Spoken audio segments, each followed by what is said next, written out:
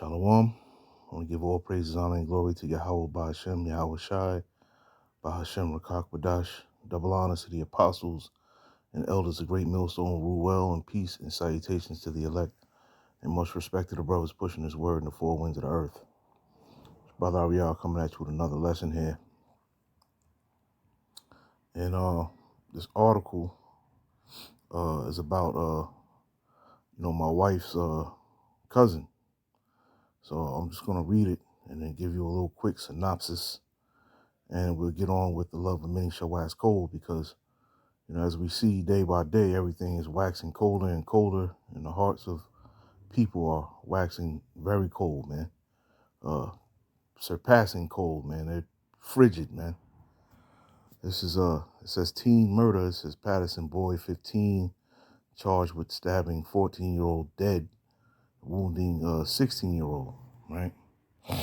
And it says a 15-year-old Patterson boy was seized by police on Tuesday for stabbing and killing a 14-year-old city youth and wounding the victim's 16-year-old companion, right? The 16-year-old companion was also a cousin of my wife's, in broad daylight last week, okay? So basically how it happened was my wife's cousin had a problem with this Northern Kingdom dude, and they had like a war of words, if you will, and the Northern Kingdom dude said, all right, I'll see you tomorrow. And my wife's cousin, he got scared. He went into school and he went and told teachers, what had just transpired. So fast forward to the next day, the Northern Kingdom kid, the 15-year-old, kept his word. And what he did was, he put the knife in between his fingers, I guess, in between his middle finger and his index, and started to, swing at him. Him meaning my wife's cousin. And every time he connected, he was getting stabbed, because people was out there watching it and they thought it was just a fight. Unbeknownst to them, he was getting stabbed every time that the Northern Kingdom boy connected with a punch. He got stabbed in his arm, in his chest, and in his neck, and he died. And his cousin got stabbed as well. And people were saying that, there was some young girls out there that ran to the cops that was outside of the school. The school being Eastside High. If you ever seen the movie Lean on Me with Joe Clark, it's that very school. And the girls ran up on the cops and started banging on the window, and the cops told the young girls to get the F away from their window. And that whole thing just shows you that, the love of many is definitely waxing colder by the day, man. So I just wanted to show that, share that real quick before I start, playing the videos of the love of many shall wax cold. Lord willing, this is edifying, and I want to say shalom. Turned deadly for a teenager in Brooklyn. Police say the boy was tragically killed after riding on the roof of a train last night. CBS 2's Zania Maldonado joins us live near the scene in Williamsburg. And Zania, what is the latest from police at this hour? Well, Chris and Mary, police say that teen was seen climbing on top of the subway car here near the Williamsburg Bridge and died after he fell onto the tracks. MTA officials say subway surfing is a dangerous game that's becoming far too common. It happened just before 7 p.m. Monday.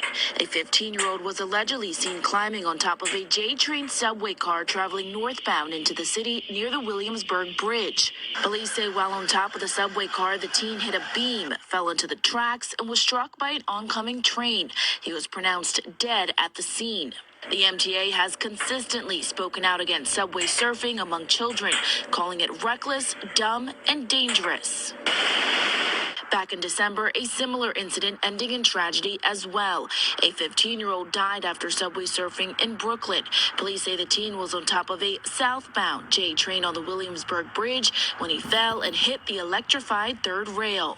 And last August, a 15-year-old boy lost his arm after subway surfing on the R train near the Jackson Heights Roosevelt Avenue station in Queens.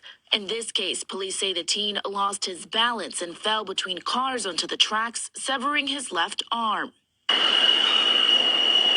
The MTA prohibits passengers from climbing outside the subway car or using the end doors to pass from one car to another, except in an emergency or when directed by police or a conductor. MTA officials have warned that parents should be speaking to their children about the dangers of subway surfing. News: a woman injured from a shooting this morning in East Harlem. Police responded to a NYCHA building around 8:30 in the morning near 135th Street and Park Avenue. And we're told the victim was shot while trying to intervene in a domestic dispute. The woman is in critical condition. Eyewitness News reporter Kimberly Richardson is live at the scene with breaking details. Kim? Well, Charlene, right now, police are actively looking for this suspect who is considered armed and dangerous. This violent chain of events happened here inside 60 East 135th Street on the 6th floor. That's where both the victim and the suspect live. This initially started as a fight between the suspect and his girlfriend at about 8:30 this morning inside his apartment. That's Unit 6A. The victim is his neighbor, a 41-year-old woman who heard the commotion, and police say left her unit 6D and went to help. That's when the suspect pulled out a gun and shot the victim 4 times, bullets hitting her in her back, abdomen, backside, and left eye. She was rushed to Harlan Hospital and at this hour is in critical condition. The suspect took off running and is still out there. Police living here woke up to what clearly was gunfire. She had just told me that somebody had gotten shot in the head, a woman. I got scared, I got paranoid. I'm like, oh my God, right here in the building? I was too scared to come out, but I have an appointment, I gotta go. I heard 2 gunshots. I heard something, I was scared, I'm still scared. I said, oh my God, how am I gonna go outside?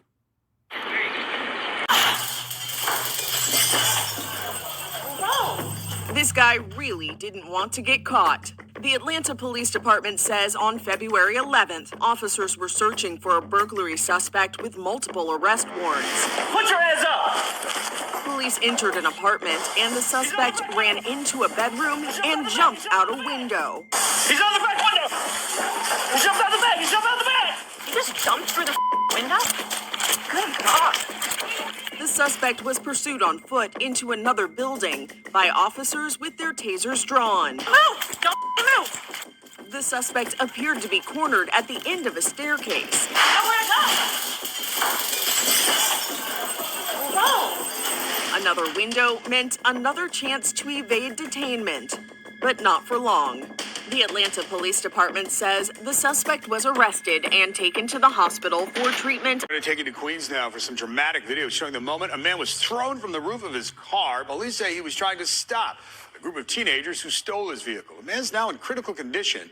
And News 4's Mark Santia is in South Richmond Hill to tell us more about the video and what happened. Mark? David, the SUV was stolen. The thieves jumped in and sped down the boulevard here with the owner clinging to the roof for about a quarter mile. The SUV then stopped when it smashed into this fire hydrant. Look at the person dressed from head to toe in white. That is Torrey Thompson. He was buying something inside a Queens store when he sees 3 teenagers jump into his idling SUV. I realized something was going on in his car. When he looked, he was by the door. He looked outside, he saw his doors closed. They were ready in the car. And then he told me open the door. I opened the door for him. He wouldn't follow them. Try to open the door. He jumped on top of the car. Torrey ran from the store but could not open the door to stop the thieves. So instead, he jumped onto the roof of his car. The thief behind the wheel stepped on the gas and sped down Lefferts Boulevard. He was a nice guy. He wasn't bothering nobody. He was just, doing overeat every day.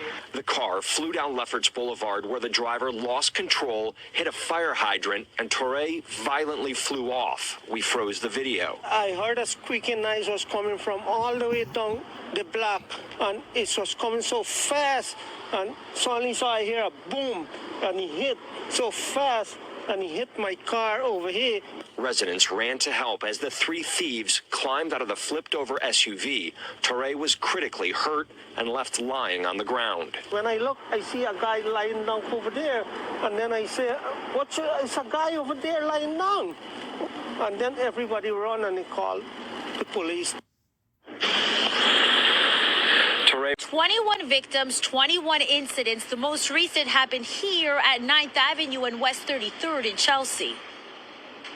The NYPD looking for 4 suspects. Detectives say they're wanted for grand larceny. Police say 21 victims have reported similar incidents. In all the cases, pricey headphones were snatched off their heads, specifically Apple AirPods Max headphones. The suspects on 2 different mopeds passing by and grabbing the headphones, 2 suspects per moped, detectives say. That's crazy. The Apple headphones retail about $500 each. According to police, the pattern involves 8 male victims and 13 female victims, all of them targeted in Manhattan, many during the day. The surveillance video you're looking at shows 2 of the 4 suspects police are looking for. You can see one of the mopeds and one of the suspects holding 2 different headphones. This surveillance from Washington Square Park. That's awful. I'm not really surprised. Those headsets are easy to sell. John Jay criminal justice professor Michael Alcazar says bad guys committing crimes on mopeds is nothing new. These criminals are taking these mopeds because it's a quick getaway, right? They can sneak up on their victims and take off. We've reported on several of those incidents. In one case last year, 2 men tried to snatch a necklace from a female victim in the Upper East Side. The victim and her friend walking on the sidewalk. You can see she ended up on the ground. When it comes to protecting yourself in a crime like this, here's some advice. They should just not fight back. It's just property. You don't want it to escalate to something worse. In the recent headphones crime pattern, no reported injuries, according to the NYPD. The first reported incident happened on January 28th in Chelsea. The victim, a 22-year-old male. Soho, East Village, Greenwich Village, just a few of the different locations police say victims have been targeted. 8 of the incidents happened on February 18th. In one of those cases, a 19-year-old female victim was the target here at 9th and West 33rd. We've got some breaking news out of Florida tonight. Police say 3 people are dead after a series of shootings at the same place earlier today. It all started this morning when investigators say a 19-year-old gunman allegedly shot and killed a woman in Pine Hills. Later, as news crews showed up to cover that tragedy, a gunman walked up to the news van and opened fire. 2 reporters covering the scene were also shot. Other reporters rushed in to help them. Police say it all happened by the same shooter. Later, the shooter allegedly shot a mother and her 9-year-old daughter on that same street. Right now, the mom is in critical condition. Her daughter has died. Joining us now is NBC News correspondent Dana Griffith. Dana, these 2 shootings were on the same street today. What do we know about how everyone's doing? Well, as you mentioned, 3 of the 5 shooting victims have died, Gotti. Now, the first shooting happened this morning at Moses. They say he knew the 20-year-old woman killed this morning, but it's unclear why the news crew or the mom and child were targeted. You can see the suspect, his booking photo is currently on your screen. Now, the Orange County Sheriff's Office says that Moses has been detained, and as you mentioned, they expect to charge him with murder, at least with the 20-year-old who was killed this morning and that news reporter. Gotti.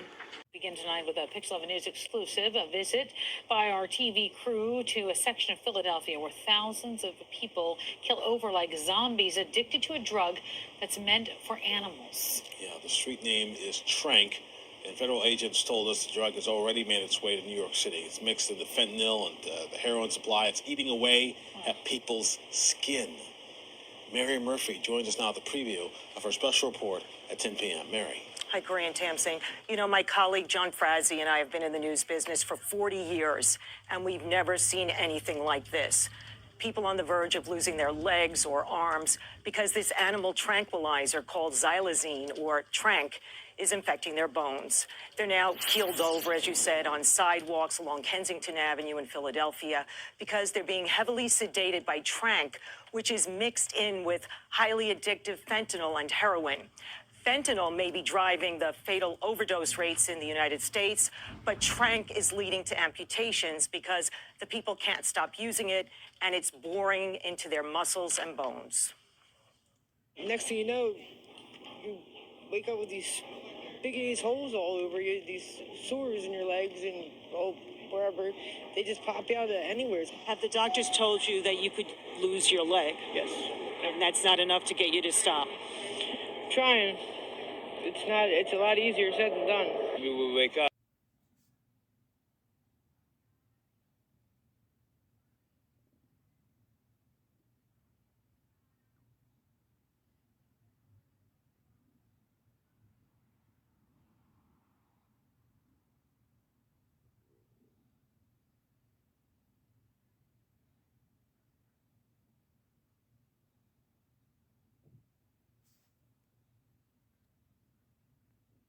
Cortez County is now behind bars, facing a whole slew of charges. Fox Eyes Sierra Fox is live in Brandywine to explain what's going on here. Sierra. Jim, just take a look at your screen. This is 26-year-old Rodney Richardson. He's accused of meeting his victims on a popular dating app, Tinder, and doing horrible things to them. The message to anybody doing online dating or using an app to buy or sell, first do it in a public place, have the meeting in a public place. Second thing is tell a friend, a family member, what times you're going to be meeting a person, where you're going to be meeting them, and even maybe offer the ability for them to track your phone while you are encountering another individual that you do not know. We want to warn you, these details are disturbing. According to court documents, Richardson used the fake name Joe on Tinder. Back on February 2nd, a man picked up Richardson and drove him to Horseshoe Road in Brandywine, Maryland. A detective says they stepped out of the SUV to smoke weed and talk. Then shortly after, Richardson allegedly asked the victim for his cell phone. He complied. Then Richardson is accused of taking out a silver handgun, pointing it at him, and demanding his wallet. Richardson asked the victim for his debit card PIN number, then drove off in his 2019 white Subaru Forester. Days later, on February 12th, Richardson met up with another man he met on Tinder outside a church before bringing him over to his house. Soon after, Richardson allegedly tied the victim's hands, told him to lay down in the trunk, and asked if he had AIDS before raping him at gunpoint. Legal filings say the attacker watched the man all night. The next day, Richardson allegedly forced the victim to drive him to his bank and take out $4,500. People who live in the area say this is disturbing. It's awful, whether it's a man, raping another man or a man raping a woman. It's horrible. 7 businesses robbed, and police believe the same group of thieves is behind them all. Tonight, one of the victims is sharing his terrifying story with CBS 2's Tim McNicholas. Jessica, we just talked to a cook at this deli. He tells me he didn't think he would survive the armed robbery here.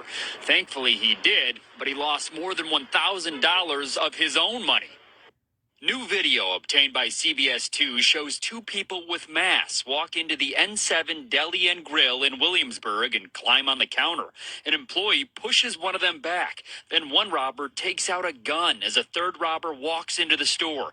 They climb the counter again, and one moves to the other end of the deli where a cook was working. I was afraid of them because they are really dangerous people. That cook, Imad, says he's still worried about his safety, and for that reason asked us not to share his full name. They said, check your hands up, and they told me that we will kill you if you move. Police say the robbers stole $4,000 from the register in the Tuesday morning heist and $1,300 from the pocket of Imad's jacket hung up near the grill. It was a week's worth of pay for the cook and money he says he was planning on transferring to his family in Egypt for a surgery for his mother. I am working all the week for this salary. Then I talked to my friend that I am going to send it morning, but they can't. Police say those robbers left this deli and then robbed a food truck nearby here at Bedford Avenue and North 7th Street, and then a nearby gas station. And the NYPD suspects those same robbers committed 4 other robberies in Queens and Brooklyn over the past week and a half. In Williamsburg, Brooklyn, Tim McNicholas. Armed robbers inside a Queens jewelry store. One woman was injured and the robbers got away with more than $1 million in merchandise. CBS 2's Dave Carlin reports from Flushing. Smashed glass is all over the Diamond Collect store in Flushing, with empty display cases that before Wednesday afternoon's heist were full of rings, necklaces, and bracelets. Surveillance video captures a meticulously planned crime. This man with a jacket that says Amazon on it had a package he left on the ground outside a locked door. Inside and alone was the business owner's mother, who is in her late 70s. Here you see her open the door, having reason to think the coast might be clear, but it was a trick. She was pounced on immediately and violently slammed to the ground. Here's her daughter. They were hiding at the corner. They used the gun pointed to her head and beat her up. The bruises all over her body. Police shared these images of 4 suspects saying they got away with jewels worth more than $1 million.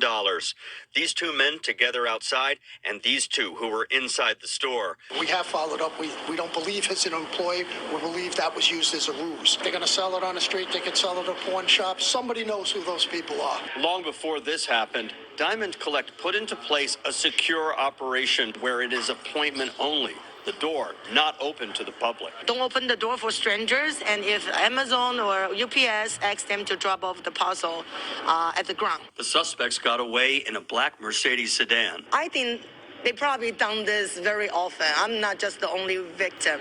So they already have their channel to sell and convert it into money, cash. She says her priority is helping her mom recover with counseling to get her over the trauma. She says the store is no longer secure and it's likely she will move. In Flushing, Queens, Dave Carlin, CBS. Says former Officer Donald Krieger and Officer Marco Lopez are responsible for Keyshawn Thomas's death because of their neglect while on the job. The complaint says Krieger failed to call for an ambulance despite saying he was going to, and instead places Thomas in the cell where he would later die. Additionally, the complaint says Officer Lopez lied about his cell checks, which are required every 15 minutes under MPD's standard operating procedures. During his shift, investigators noted 10 missed jail checks that Lopez wrote down as completed on his cell block sheet. The complaint says surveillance footage shows Lopez talking with officers, talking on the phone, and painting during the times he should have been checking on the cell Thomas was in. The edited video Milwaukee police released in April showed just one cell check when an officer discovered Thomas was unresponsive. The I-Team discovered paramedic radio traffic, bringing into question how often Thomas was checked on. I've known Will was 16 hours ago when he was incarcerated. In April, the I-Team spoke to Milwaukee police, who told us video exists of officers checking on Thomas between 3 a.m. and 6 p.m., and that visits to Thomas's cell were logged. At the time, we questioned Chief Norman about why the cell checks were edited out of the video MPD released. This video encompasses a number of different hours, an span of hours. And when we were reporting out, we had to be sensitive in regards to how to appropriately reflect what had took place and be able to report out to our public who's looking for